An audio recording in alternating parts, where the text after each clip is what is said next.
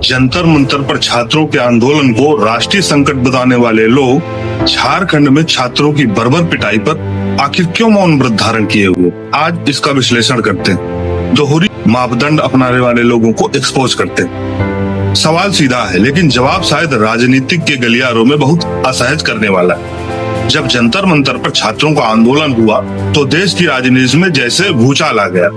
विपक्ष के नेता सक्रिय हो गए, बयान आने लगे, सोशल मीडिया पर लोकतंत्र बचाने की मुहिम चलने लगी और कई तथा कथित बुद्धिजीवियों को अचानक छात्रों का भविष्य और लोकतंत्र का स्वास्थ्य दोनों बेहद चिंताजनक दिखाई देने लगे।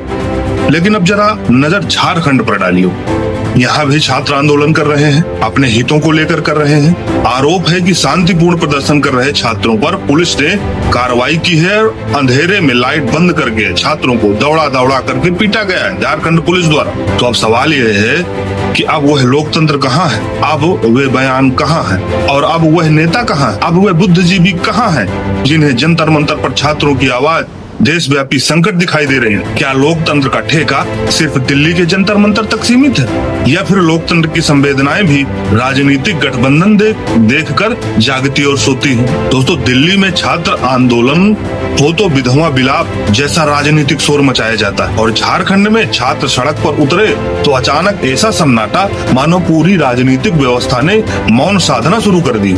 और यह सवाल सिर्फ विपक्ष से नहीं, उन तमाम तथाकथित निष्पक्ष बुद्धिजीवियों से भी है। अगर छात्र पर लाठी चलना गलत है तो हर जगह गलत है, एक जगह नहीं, सिलेक्टिव नहीं। अगर शांतिपूर्ण प्रदर्शन लोकतांत्रिक अधिकार है तो वह अधिकार सत्ता के रंग के साथ क्यों बदल जाता है? क्या दिल्ली में छात्र लोकतंत्र के प्रहरी हैं और झारखंड में वही छात्र सिर्फ कानून व्यवस्था की समस्या बन जाते हैं? यही तो है चयनित संवेदना की राजनीति। अपने पक्ष का आंदोलन लोकतंत्र खतरे में है और दूसरे पक्ष का आंदोलन सरकार को कानून व्यवस्था बनाए रखनी चाहिए। यही है इनकी दोहरी मापदंड वाली राजनीति। जब अपने समर्थकों पर कार्रवाई हो तो वो नाम दिया जाता है तानाशाही रवैया, बर्बरतापूर्ण कार्रवाई। और वही अपने राजनीतिक खेमे की सरकार में अगर ऐसी कार्रवाई होती है तो पूरे मामले की जांच होनी चाहिए। ये बयान आते हैं, राहुल गांधी का बयान आया कि छात्रों के साथ जो लाठीचार्ज हुआ वो गलत है। अरे भाई, गलत है तो आपके गठबंधन की सरकार है, क्यों नहीं आप अपना गठबंधन वापस कर रहे हैं? लेकिन नहीं, इनका तो चरित्र ही कुछ और है। सिद्धांत एक ही है, बस चश्मा राजनीतिक रंग का है। और राहुल गांधी समेत विपक्ष के उन नेताओं से भी सवाल होना चाहिए जो छात्र आंदोलनों के समर्थन में मुखर रहे।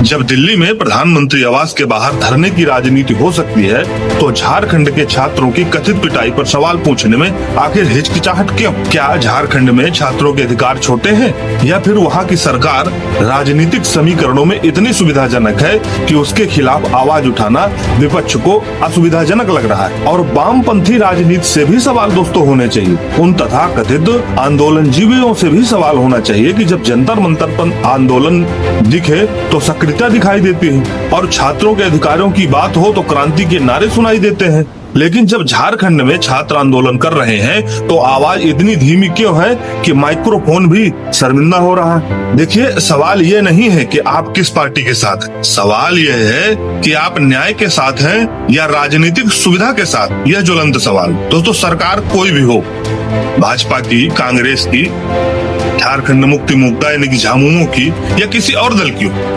अगर छात्रों के साथ ज्यादती हुई है तो सरकार से जवाब मांगा जाना चाहिए। और अगर पुलिस ने कानून के तहत कार्रवाई की है तो सरकार को तथ्य सामने रखने चाहिए। लेकिन यह जो तथाकथित बुद्धिजीवियों की, आंदोलन जीवियों की चुप्पी है, चुप्पी सबसे बड़ा सवाल पैदा करती है। क्योंकि लोकतंत्र में विपक्ष का काम सिर्फ विरोधी सरकार पर सवाल उठाना नहीं, बल्कि विपक्ष की असली परीक्षा तब होती है जब सवाल उसके राजनीतिक सहयोगियों या सुविधाजनक सरकारों से पूछना पड़े। और जनता भी अब पूछ रही है, छात्र भी अब पूछ रहे हैं कि जंतर मंतर पर जिनकी आवाज आसमान फाड़ रही थी, झारखंड आते आते वही आवाज फुसफुसाहट क्यों बन गई? कहीं ऐसा तो नहीं कि समस्या छात्रों की नहीं थी, समस्या कुछ और थी। समस्या सिर्फ यह थी कि सत्ता किसके हाथ में। और अगर ऐसा है तो फिर यह छात्र आंदोलन नहीं बल्कि राजनीतिक सुविधा का आईना है। और इस आईने में आज सिर्फ सरकार का चेहरा नहीं दिख रहा है, उसमें विपक्ष की चुप्पी भी साफ दिखाई दे रही है। क्योंकि लोकतंत्र की असली परीक्षा यह नहीं है कि आप अपने विरोधी की गलती पर कितना बोलते हैं,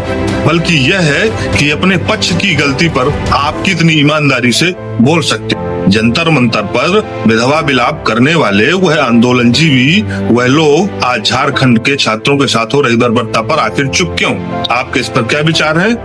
हमें कमेंट में बताएं और हाँ, वीडियो अच्छा लगे तो शेयर करें। नमस्कार।